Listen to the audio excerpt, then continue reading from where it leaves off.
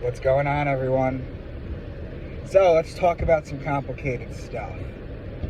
Let's talk about, yesterday we went over the fact that God spoke, speaking, metaphorically, things into existence. We talked about the secret briefly, manifesting. We talked about how to make things non-physical physical. We're on the third dimension and we have physicality. We have things called matter, things we can't get through, things that appear to be hard. But if you go into physics and you look at an atom, you have the proton, you have the neutron, and then you have the electron that orbits it. Just look up an atom. You'll notice it's 99.9999% empty space. What you'll also find is that the remaining things that we consider physical are actually not physical either. They're eigenvalues into an equation. It's the mathematical probability of actually observing something. And we know this because we know that if we're looking at something, it exists how it does in its physical form. But when we're not focusing our consciousness on it, we know that it exists in what's called superposition. Atoms have been measured in 7 different locations in one place. All you have to do is look into Elaine Aspect and his work, or you can look into the double slit experiment. And if you go on YouTube and you type in Dr. Quantum double slit experiment, it's a cartoon scientist, and he gives an extraordinary example. So what we consider hard matter is not actually matter at all, and it gets even weirder, right? For example, when we touch something or we feel it, we're not actually physically touching anything. So we're not actually matter, or the physical matter. We're actually not even touching anything, because at the very surface of our bodies, or any item out there, at the very surface, our electrons repel off of what we are touching at 10 to the negative 8th power.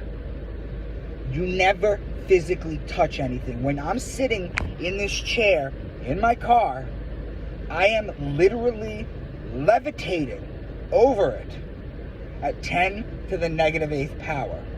You never physically touch anything. You are not literally matter. Matter doesn't literally exist. And yet, outside this dimension, you have the ethereal body. You have the, the non-body body, so to speak. So God speaks into existence, gives this illusion of matter. The matter doesn't exist. It is a very hard concept to wrap your head around. But if I were to explain it to you like this, if all consciousness, everything is alive, remember, in a sense, everything vibrates. String theory, Hermetics, the third principle of Thoth, Quantum Hermetica, Hermes Trismegistus, everything vibrates, right? Everything vibrates. But when we're talking about consciousness, you have 3 different kinds. You have plants, right? And I've done a video on plants and how they are, in a sense, sentient. Animals would be the second, humans would be the third. Now, if all these disappeared, the planet would not exist. That's how it works. We are a part of God. God is pure awareness, consciousness that we use with our limited resource, 5 senses. Remember, the audio and the visual spectrum are very limited. They're at like 1% of the actual thing, because If you listen to a blue whale blow its horn and you're too close to it, you will die. You will die. And